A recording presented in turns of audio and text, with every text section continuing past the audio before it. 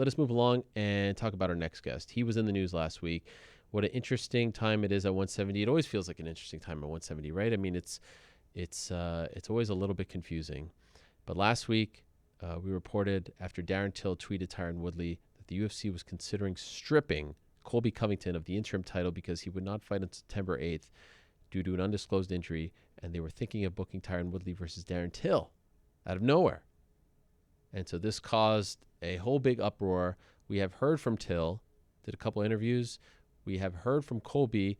We have not heard from Tyron Woodley. And in my opinion, that's the most interesting guy to hear from because he's the champion. He's the one who had to sit and watch the UFC do an interim title fight when he said that he was ready to return in a month. He's the one who has had to listen to Colby Covington talk about him.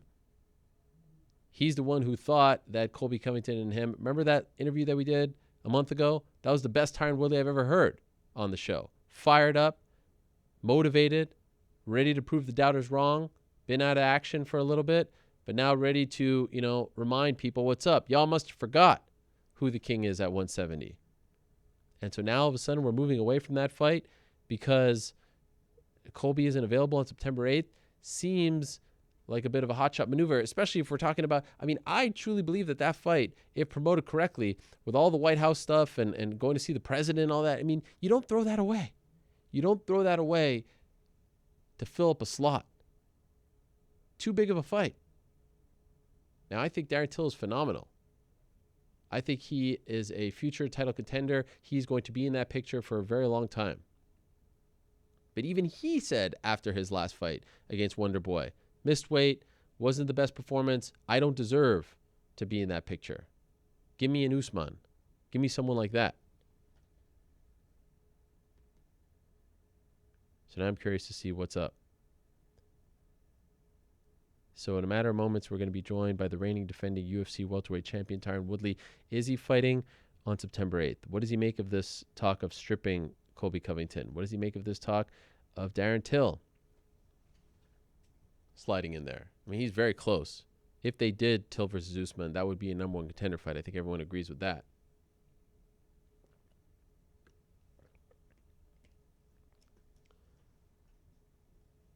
But it's always interesting at 170 pounds. And especially for Woodley. Of course, we last saw him in action against Damian Maia. Same card that John Jones defeated Daniel Cormier. He has successfully defended the title 3 times. Had the draw against Wonder Boy in New York. Had the win over Wonder Boy at UFC 209. And, of course, the unanimous decision win over Damian Maia. We are approaching the 2-year anniversary of him becoming the welterweight champion of the UFC. We are a week away from that. That was July 30th of 2016 in Atlanta, Georgia.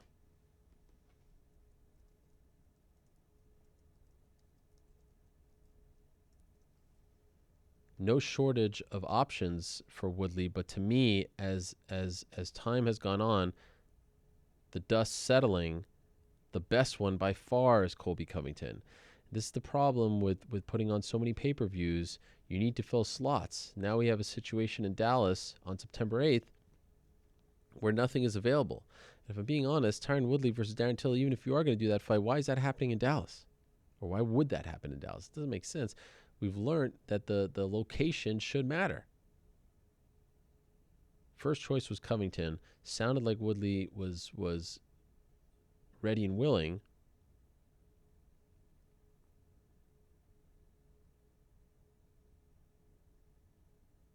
But now Covington can't fight, and they're looking at Darren Till. And Darren Till is coming off, I thought, a pretty darn impressive victory. A lot of people thought, including myself, that it was too soon to have him fight Wonderboy Thompson, but he did miss weight in his last fight. And he even said it himself, as I said. So I'm looking forward to hearing what Tyron Woodley thinks about all of that. We will connect with him in a matter of moments. A reminder, if you want to send us questions, hit us up using the hashtag Helwani Show. That's HELWANI, Helwani Show. And we shall answer them on the back end after our last interview of the day. We'll check in with New York Rick, and he'll have some questions. Questions, comments, whatever they may be, whatever you want to to weigh in about. There's so much going on in the world of MMA, but one of the big stories, as I said, Tyron Woodley and the welterweight picture, and Colby Covington and Darren Till. Let's hear from T. Wood himself. He joins us now via the magic of Skype. Tyron, how are you? What's up, guys? I'm doing good. It's good to have you on the show. It's good to talk to you. We've been wanting to talk to you. As I said before we connected with you, we've heard from everyone except for you. And in my opinion, you're the most important person to hear from in this whole situation. So let me start here. When did you get word that things were awry? That this fight against Colby that we'd been, talking about and thinking about and expecting to happen sooner rather than later may not be happening. When did this all start for you? The funny thing is, the world champion, the reigning king of the division, of the Woodley weight division, it's funny how I hear everything last. I should hear everything first. And most of my insight and knowledge that I've gotten on any of these topics has been through the rumor mill, has been through social media, or just me putting my ears to the ground and kind of listening up. That's kind of embarrassing. Colby Covington talked all this about wanting to fight. Built this whole fake, false sense of I'm this big macho. And when it came down to when he won the boo-boo belt, I said, let's get it on. Now you wanted to fight, come and catch this fade. This go quiet, silent. Now he's faking a sinus injury because he don't want to fight me on a card that he might not make the money that he's supposed to make. He figured that, you know what, I'm going to take this L anyway. I know I'm not going to beat Tyron. I just wanted to get to the championship fight to make that extra money. I don't know what his contract, but my gut tells me as interim champion, he possibly is getting every points. So he's trying to prolong the situation, prolong this I got ready for him, into a card where he can try to tuck himself underneath a Conor, a John, or a New Year's Eve card. And I think the UFC made a call his bluff. If you got sinus problems, take a damn Zyrtec. You had the same issue when you fought RDA, and you fought the fight. But now all of a sudden, you need to blow your nose before you can fight me. I think it's embarrassing, and every fan on earth should call him out on that. So all these fighters that say they'll fight anybody, anytime, blah, blah, blah, bullshit. Were you? I was busy working, man. Go ahead. I was at Comic-Con. I had a movie called Office Uprising that hit Sony on July 19th. I trained Denzel Washington for Equalizer 2. That movie just came out July 20th. I was excited about the scene that I helped out with. And I was at Comic-Con for a movie called Cutthroat City that I did with the RZA, Wesley Snipes. And I was on a panel out there talking about the movie and, just trying to stretch myself as an artist, not just a mixed martial artist, but an overall artist, whether it's music, whether it's fighting, whether it's entertainment, just overall art. And at 2:00 in the morning, I should have had my sleep anyway. I see a tweet come through, and Darren Till says, sign the contract. I'm like, what are you talking about? I ain't no damn contract. I didn't even know he was in the picture. Didn't you just fake beat Wonder Boy that everybody thought Wonder Boy win, and didn't you miss weight by 4 pounds? So I didn't know what he was talking about. Again, none of this has been brought to my attention. Wow. So he messaged me, and I found out that Colby Covington is out of the fight on Twitter through Darren Till. He said, Colby's out of the fight. I'm in. Number one, I was never formally offered Colby Covington. Oh. Not only as an opponent, I was never offered him, and I was never offered a date. I just heard somebody told me that I might have been coaching the Ultimate Fighter show. Somebody told me that it might have been September. Somebody said that Colby wanted to fight in November. When the did the interim champion? The interim champion means until the king come back belt. The in the meantime belt. When did that person become the show caller and the shot caller? Brief me on it because I don't know. So I'm getting this information from Twitter. What the is going on? So Darren Till's talking about us fighting. So I don't know if this is a real thing or if he's just trying to position himself, as he should, as Usman should, as anybody that's a smart man should. Is he trying to position himself to fight me? So I just said my little piece, and I said, hey, all you welter whiners, y'all need to better coordinate on who's going to get the whip next, because this shit is a circus. And I dropped the mic on that because I got business to do, man. I'm training, I'm getting my mind clear, and I'm preparing to fight a specific style person. So as of the last day, maybe the last day or two, maybe Friday or Saturday, it's been brought to my attention that this may be an actual option. It might be a potential that Colby is going to go ahead and say that his vagina hurts and doesn't want to fight me because he knows he's going to lose. He's not going to get the pay-per-view he want to get. And he's going to let them strip the boo-boo belt from him and allow Till or whoever they want me to fight to take his place. So it's actual discussion now. It's a discussion now. I could fight Till. I could fight Usman. I don't know when. Maybe it's September. Maybe it's October. Maybe it's November. The funny thing is, Ariel, you probably know more than I do. Why don't you tell me? No, I don't think that that's the case. I'm surprised to hear that you're finding this out through third parties. My understanding was that they wanted to book that fight for September 8th. Colby said he couldn't do it, and so now there was a discussion of stripping him and booking this Darren Till fight.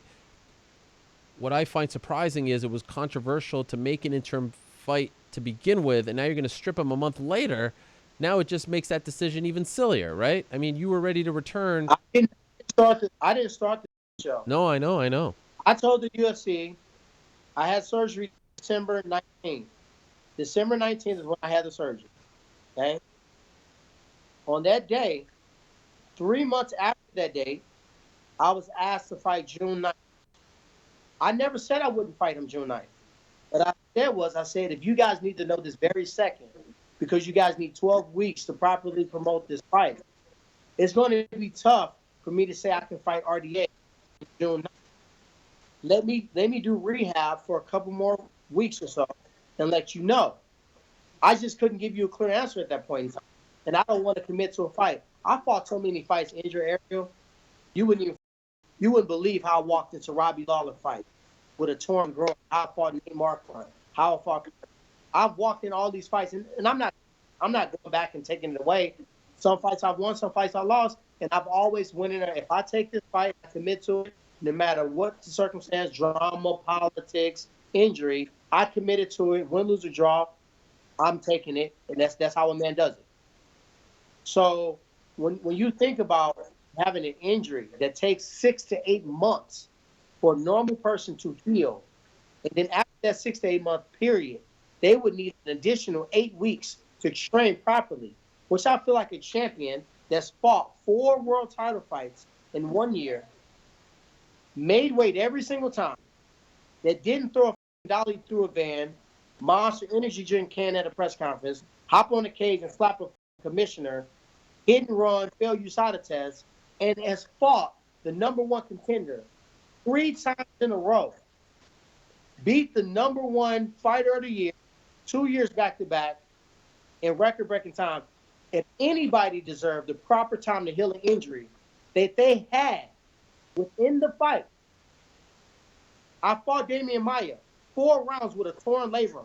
It was ripped from rooter to tutor. And I still won. It wasn't a Paige Van Zandt spinning back this.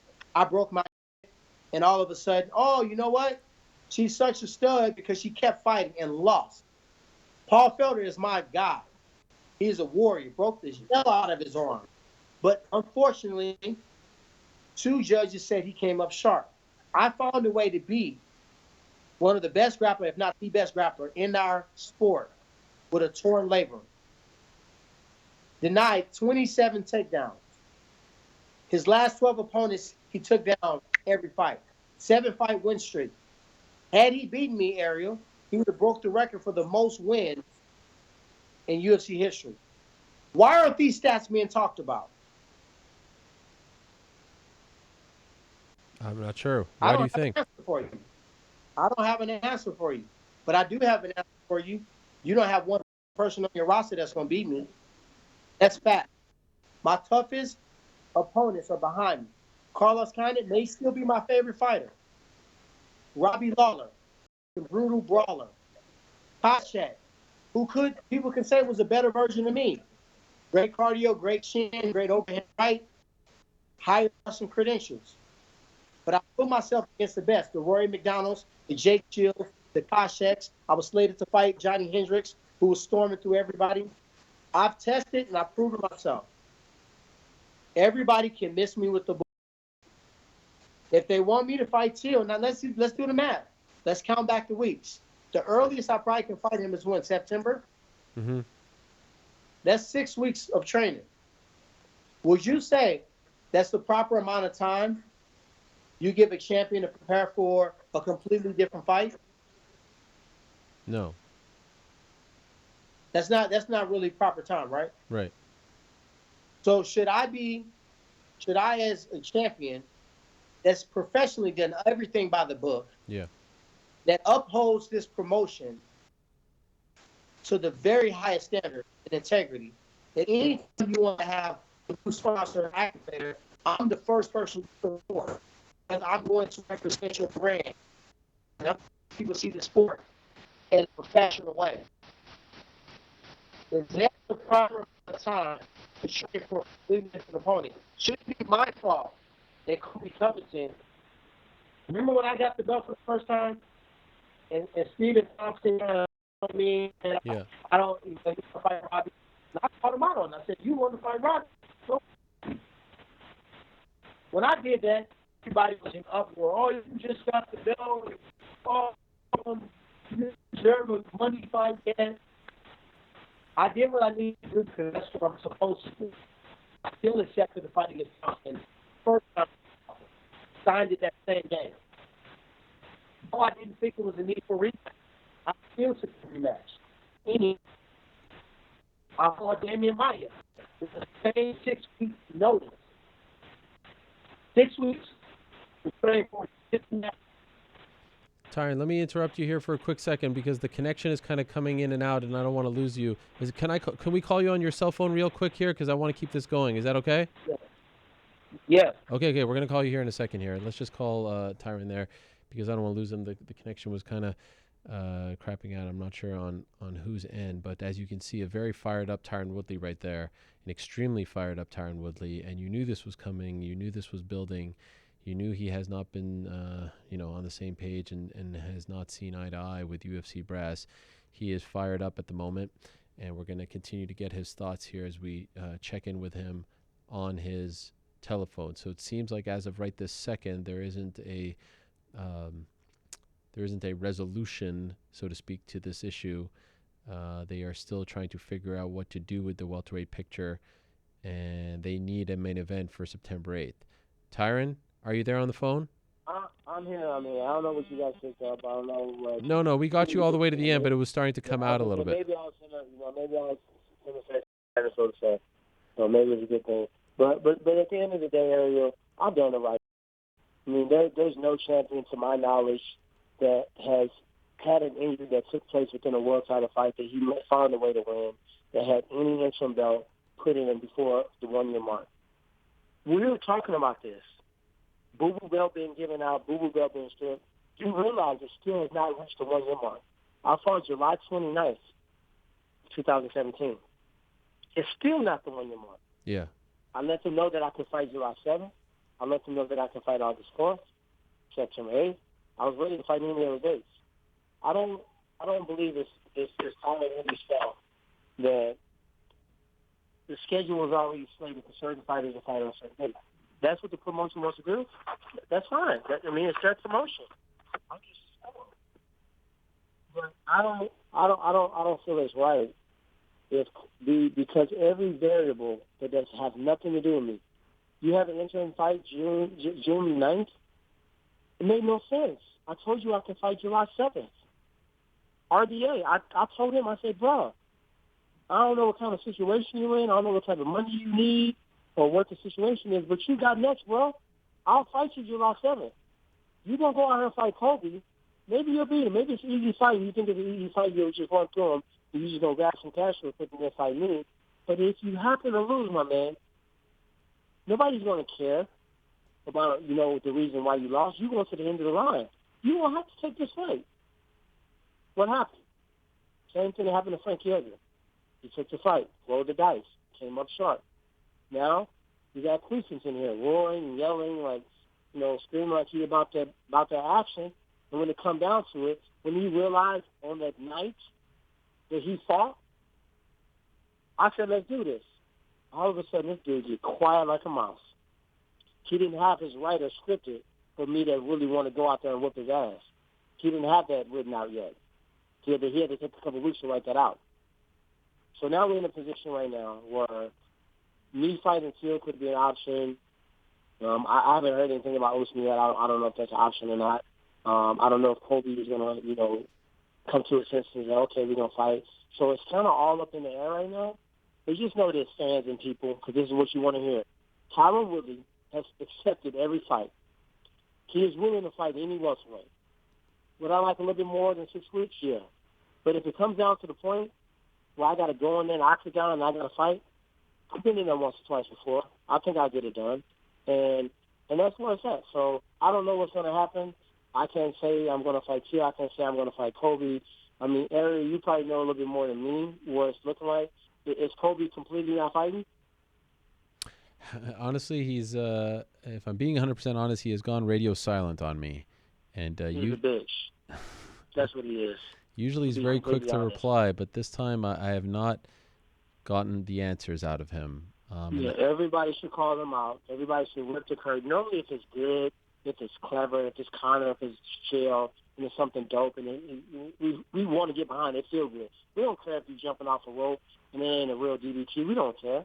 But when it's corny, tacky, and you talk all that shit, and then now it's time to really get in there and get locked in there with an animal, and now you go silent, you're flat out. So if it's still, I guess when I get out to the phone with you, I guess I have to call the UFC. I guess I have to figure it out. They have to make it worth my while, though. Do you think that you are fighting regardless on September 8th? I don't know. One thing I don't like being put in a pressure situation. I don't like somebody else's urgency become my emergency. I don't like that. If it was known that they wanted me to potentially fight on that card on that date, I think several weeks back it should have been expressed to me, and I think it should have been said that you're going to fight on this date. Opponent is TBA. Could be Colby, could be Usman, could be Till, could be Wonder Boy, could be Billie Jean. Who knows? But we want you to fight on this date. Get ready. That's if things could be turned back and go a little differently, that's what I like. Is there a chance you might see me fight September 8th? Possibly. Again, too, I don't know. Is it fair to say that after all this build-up, after the fact that they made him interim champ, like you kind of feel like let's just this is the fight. Like if it's not September 8th, let's do it another time because this is the one that needs to get settled. Like it's a little silly to not go through with this at this point. I just think for the sport, I'm a true martial artist, Ariel, and I still believe in the respect and honor. I don't know if you guys remember, but when Jordan Ian retired at one time, so young, and like, why would you retire now? You know what he retired for? He said the sport lost what I got into it for. The respect, the honor, the discipline. It turned to entertainment. He didn't like it anymore. He was still training. He was still in the gym, but he didn't want to be a part of it anymore because of that. I still believe that it's a few fighters on this roster that still encompass what the martial art and what MMA is built upon. So does it make me want to go out there and beat Colby up? No, I don't want that extra pressure because I think that's what RDA took in there. Let me show him, he's talking about Brazil, let me go ahead and prove a lesson to him. Maybe the fans don't like him, let me go out there and beat him. If I would have went out there and whooped up Colby real quick, the narrative of me could have changed. It would have changed. I would have been a hero. People would have forgot. We got short-term memory in this sport. People would have forgot very quickly. Some of the undeserving reviews that I've been given and stuff. So I'm not emotional, man. I just recognize everybody got a deck of cards, and I've been playing my deck of cards the best I can. And fighting him, out of all the welterweights, I feel like I match up the best with him. I feel like he's the most favorable opponent. You know, the main thing is takedowns. And I think I got the highest takedown defense in UFC history. I mean, you have to go and check. But definitely in the welterweight division. So in my mind, it would have been a great fight for me. I could have showcased some new skills. I could have really put it on him.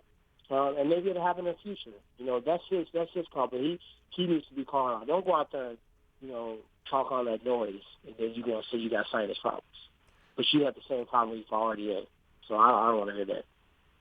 And Till, if it's Till or if it's Usman, you know, these are guys that remind me of myself.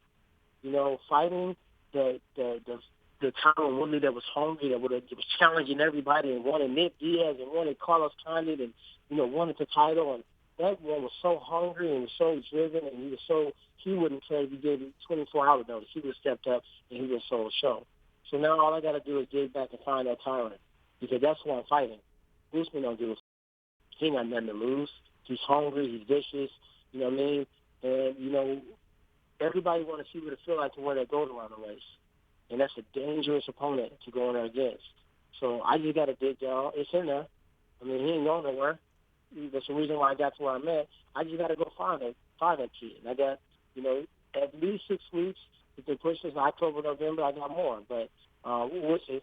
Has the UFC called you? Are you in contact with them? Are you talking to Dana? Are you talking to Hunter Campbell, Sean Shelby? Do you feel like you're being kept in the know once this is all out? I know you were upset about finding out online, but now that it's developing and there's a chance you end up on that card, do you feel like you're being, you know, kept in the know?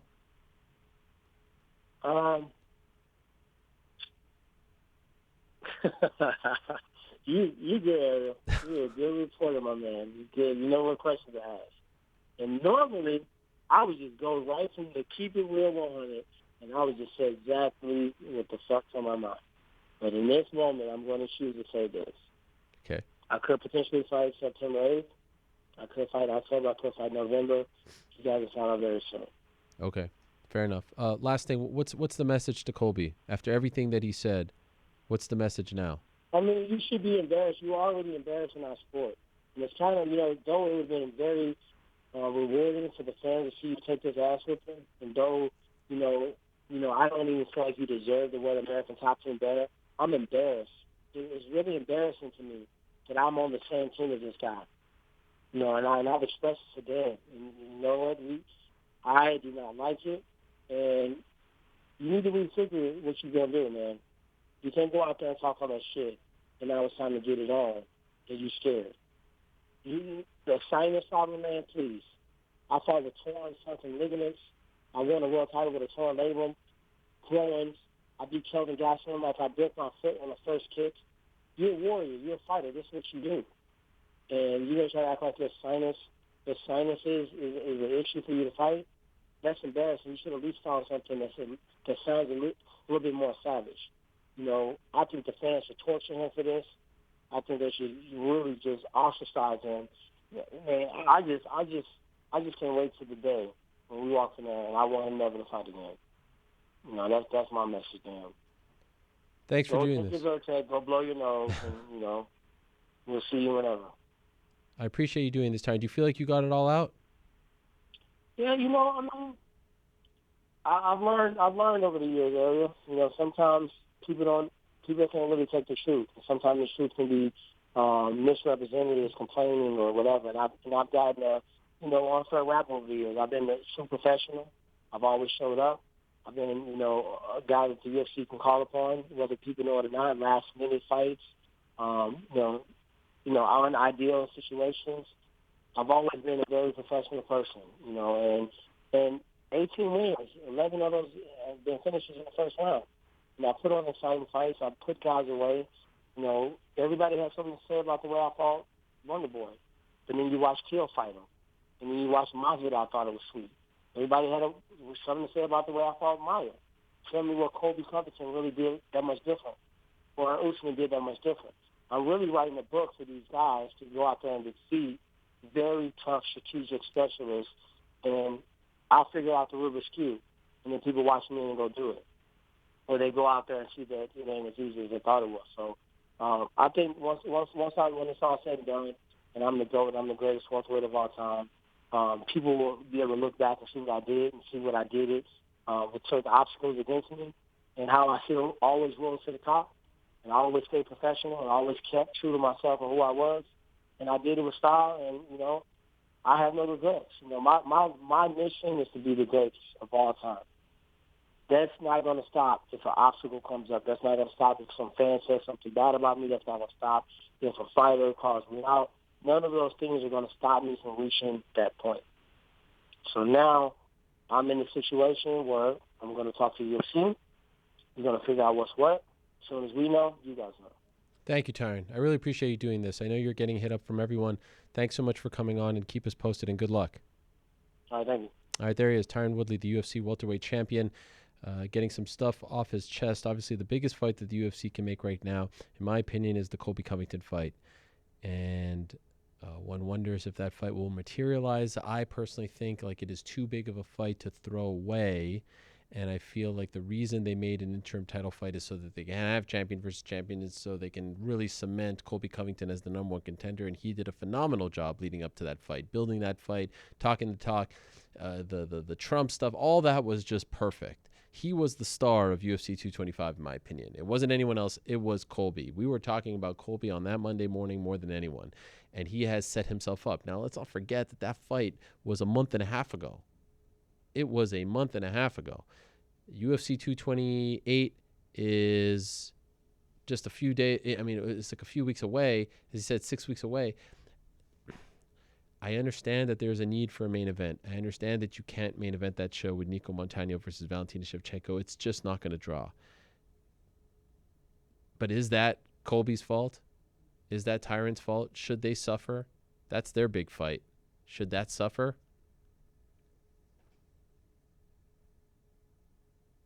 I see someone tweeting me that Woodley is running from Colby Covington. That makes no sense. What are you talking about? Were you not listening to what he just said? Anyway, thank you very much to Tyron. We will certainly keep all of you posted on that situation. Now, big news last week. Anderson Silva, USADA comes out, United States Anti-Doping Agency comes out and says that he will be receiving a 1-year suspension because the positive test back in late October, early November, I should say, was as a result of a tainted supplement. And so he is somewhat vindicated here, and he is on the show right now to talk about that and where he goes from here. Anderson, are you there? Good. Yeah, I'm here, buddy. How are you? Thank you very much for your patience. I'm sorry for keeping you waiting. We got a little bit delayed, so I apologize for that. But thank you very much for coming on. It's great to talk to you. And should I say congratulations? Are you happy with the way things turned out with USADA? Yeah. I'm very happy. I haven't been working hard with my team, with my family. And, I'm happy. Do you feel like this was the best case scenario for you, or do you feel like was there another outcome that you were hoping for? So, I'm working in that case close to USADA for solution the case, and now I move up. That is over for me, Okay, so since this came out, Anderson, around what is it, like 7-8 months ago, how difficult has this situation been for you? Because as you know, sometimes in life you are guilty until proven innocent. Do you feel like your legacy has been tarnished? Do you feel like people took unfair shots before waiting to see what happened with the case? Of course. Especially when you, in my opinion, my personal opinion, it's very difficult. You put in that situation and for everybody and guilt everybody, and when you don't have a solution for the case.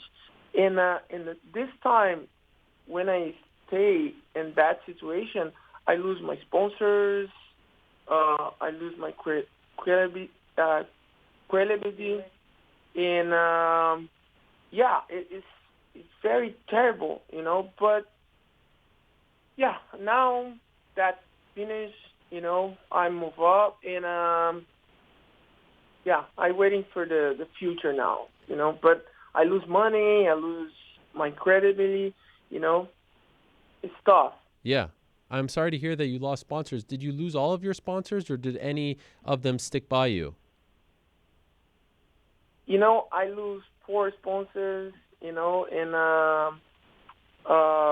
yeah, it's hard to me for talking about that because everybody knows about that situation now, and that's more important for me. Okay. Do you feel like some of those sponsors are going to come back? Do you even want them to come back now that, USADA came out with its ruling? Yeah, I agree. I believe in maybe back. I don't know, but yeah, it's very tough in that situation because that situation tried to destroy me, my mind, my legacy. I'm very my emotional is very terrible, Yeah. And of course, I'm lucky because in the same time that situation's happening, I start my company business, and my partners give me all support, and my family give all support. But and the different case and different athletes don't have the same support. Why the next? What's going on now? But yeah, hopefully this is not happening for different athletes. I think the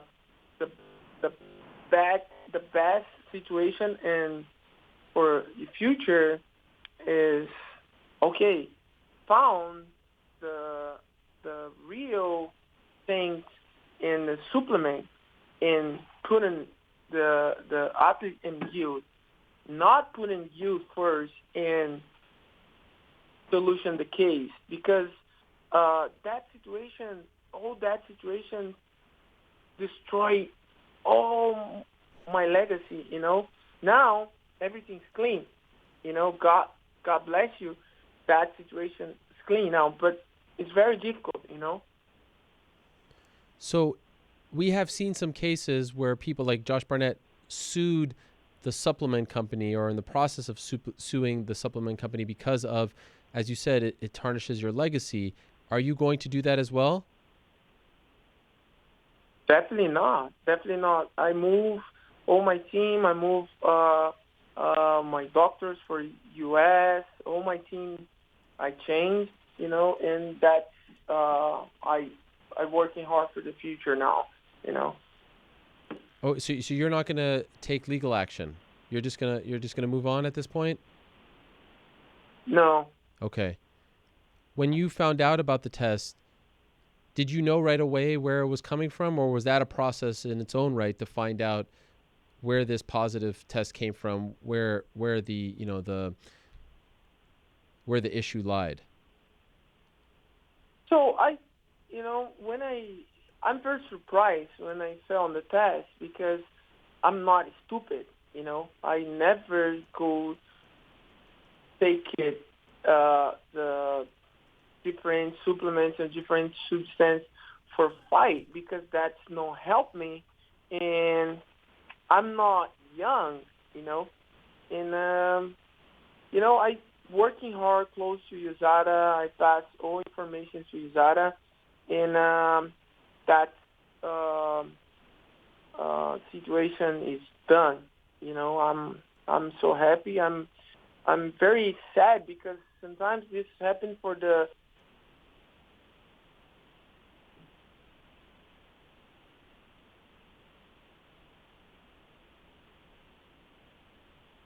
Anderson, are you there?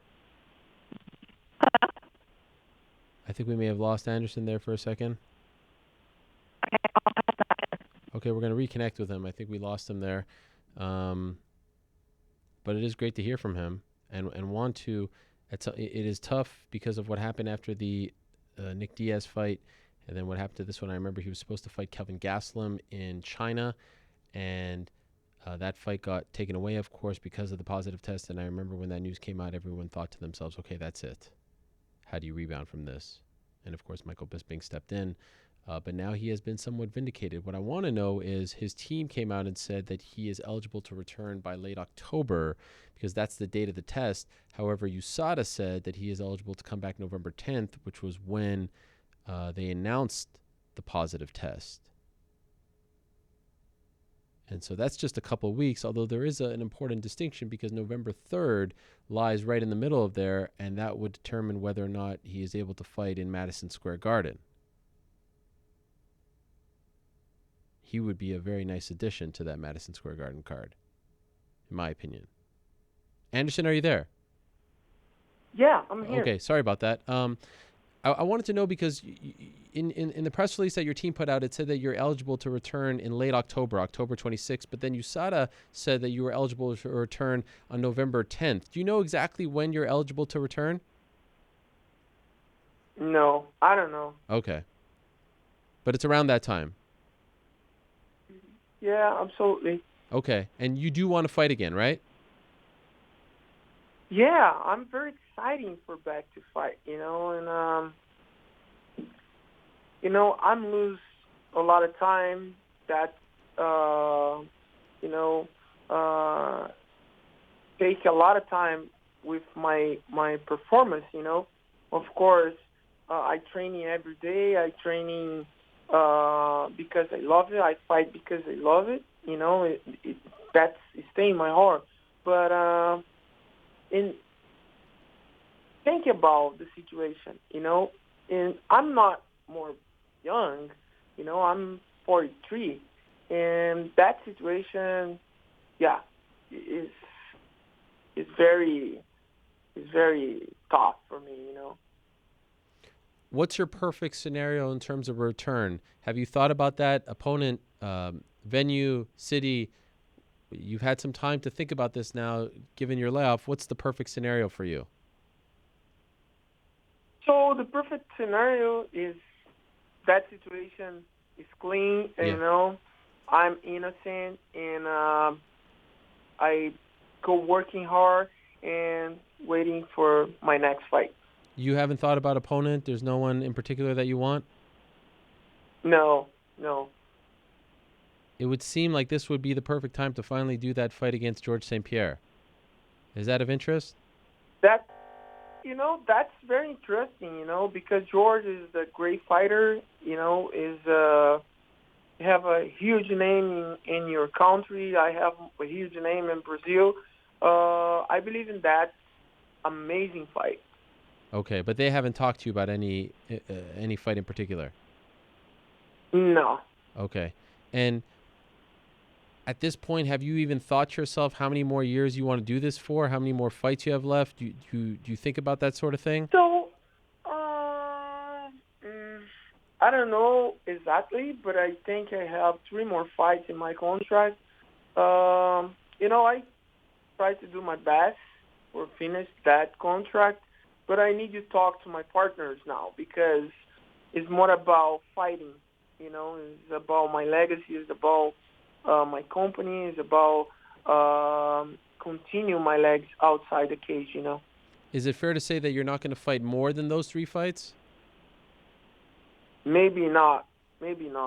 Okay, maybe because now it's not my just one decision. It's not about one decision. I have a partners. I have the big team for give all support, and that's not about one decision. One big topic that has come up lately is who's the greatest ever. There's Fedor, of course. There's you. There's Demetrius Johnson, Daniel Cormier, John Jones, George St. Pierre. Who's your vote? Who is the greatest ever now? It's very tough for me for talking about that because, in my opinion, BJ Penn is the best fight here. That's my opinion. BJ Penn still, till this day, you say he's the GOAT. He's the number one, pound for pound. Yeah, absolutely. BJ Penn is the best. BJ inspired me a lot, and it's very interesting because one day I just look at BJ fight and say one day I go fight the same BJ Penn, and BJ is my hero inside the cage. Have you seen this young man named Israel Adesanya? A lot of people say he fights a lot like you, kind of a hybrid of you and John Jones. Have you seen him, and are you impressed with him? In this morning, people talking about this boy. It's very interesting. His new generation, his new talent. It's the new future. Is have the new talent come. Maybe this boy is incredible fighter. I don't know, but Dimitri Bronson is great. Have a new talent come. Anderson, I appreciate you doing this. Thank you very much, and congratulations on how things turned out. And I'm happy to hear that you're going to come back. And I hope that we get to see you back in action sooner rather than later. Obrigado. Parabéns. Yeah, thank you so much. That more important for me, I just working close to USADA for prove my innocence. And I never lied to my fans. I never lied to the fans for MMA fight. And that's more important for me. Thank you, Anderson. Good luck to you. Thank you so much. Okay. Thanks for your time. Yes, of course. Great to talk to you. What an honor. What a pleasure to talk to Anderson Silva. And, of course, in a matter of moments, we'll talk to another man who's involved in that pound-for-pound great discussion. Fyodor Emelianenko will be joining us in studio in a matter of moments. So this is a very special day for us. It's very rare that you get to talk to people of that stature on the same day. What a special day it has been here on the program. Still to come, we've got Ali Abdelaziz, Alex Volkanovski, Austin Vanderford, and Alexander Gustafsson still to come as well. And I said Fyodor Emelianenko. In a matter of moments, though, we'll talk to Frankie Edgar, as reported by our own Brett Okamoto late Friday, that he is fighting the Korean Zombie on November 10th. Let's find out from Frankie himself, who is standing by. Frankie, how are you? What's up, Barry? How you doing, man? I'm doing great, and I apologize for keeping you waiting, Frankie. Thank you very much for your patience. You're always such a mensch, so I appreciate it very much. Are you fighting, Frankie? Are you fighting on November 10th against the Korean Zombie? Me. I'm just getting some things ironed out, but it's looking that way. So letting Ali take care of some things, but it's definitely looking that way. How do you feel about that fight and that date and that venue? Do you like this proposal? I don't know. The Garden could be nice, too. I know they're there the week earlier, but, I'll do what I got to do. I just want to get in there. I want to fight before the year's over one more time. November is definitely a good time for me. Is that a little funny that this event is literally 7 days later, and you're so synonymous with this area that you wouldn't fight in the Garden? Like, why not just do this fight but in the Garden? Yeah, I agree. I don't know. I know it's the 25th anniversary card. I don't know if they're looking for a main event for that, but like I said, Ali's ironing some things out, so we'll see what the final thing is. When they approached you, Frankie, to potentially, fight on this card on July 7th, did you initially say yes and your team said no? How did that all go? So Max Holloway pulls out. They try to salvage it by booking you versus Jeremy Stephens after Ortega said no. What happened from your perspective? Yeah, well, I found out almost 11, 12 o'clock at night on July 4th. I was on my couch drinking beer. I was probably a little intoxicated. So when I found out, I called Ali, and I might have been, trying to put myself in that fight, and he's kind of talked me out. And also my family was like, you can't be doing this. I literally had a shot in my shoulder the week before. I'm not even supposed to do anything for 2 weeks. So it was kind of really just bad timing for me. But I was trying to get in there. But, most likely best thing was not to. If you didn't have that shot, do you think you would have taken the fight? It could have. Honestly, at 12, it was when I talked to Ali, it was pretty much like, all right, we're gonna wait. And then I got a call at 4 a.m. and saying now Jeremy Stephens. I didn't even know he was an option. So I was like, where he come into play, And I was pretty heavy. I don't really get too heavy, but like I said, I was drinking beer all day July 4th, and it would have probably been a tough order for me to make weight and fly there all within less than 24 hours. Right. Have you gotten any clarity as to what they're going to do with that situation? Because if, in fact, they do have to book an interim fight, I would imagine that you would be the first man up And I would imagine that, an Ortega or Stevens, if he beats Aldo, would be considered as well, not so much a Korean Zombie who hasn't fought in over a year. So have they given you any clarity as to what they're going to do with that title picture? No, not really. I mean, I think from what I maybe heard is Max is going to get cleared, and they're probably going to line up him and Ortega. That's what I'm assuming. Again, I don't know how good my information is, but hopefully Max is good to go, and he'll probably, I guess, link them two up soon. This might be a stretch on my part, but I kind of viewed the fight against Korean Zombie getting booked as a sign that everything was okay with Max and that they were going to go ahead with that fight. Like I figured that you would wait to see how the dust settled there, and then once you got some clarity, you would then move on. Is that kind of fair? Yeah, I'd say that makes sense. I didn't want to jump on anything until we knew exactly how with Max, but from what we're hearing, he's going to be good to go, and he's staying at 45 and all this, so he's going to go defend that belt. And I'm assuming Ortega's still going to get that. I mean, who knows what's going to happen with Aldo and Stevens, but I'm sure they're going to hook up Holloway and Ortega. What did you think of Ortega's decision to not take a short notice fight? Do you agree with him in that regard? I don't know if I agree or disagree. We're two different people, two different scenarios. From when I did it, when he did it, everyone wants to compare us to. Me, I haven't fought in a year at that point when I was offered Ortega, and I just really wanted to get in there. I get where he's coming from. He made the I guess the business decision, and if he gets this title shot and they rebook him and Max, it was the right decision he made, I guess. Okay.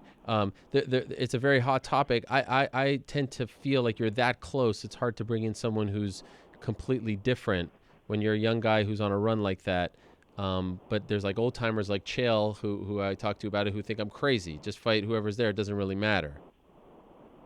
Yeah, I'm kind of like Chael a little bit. I mean, especially like you're there, you're about to weigh in.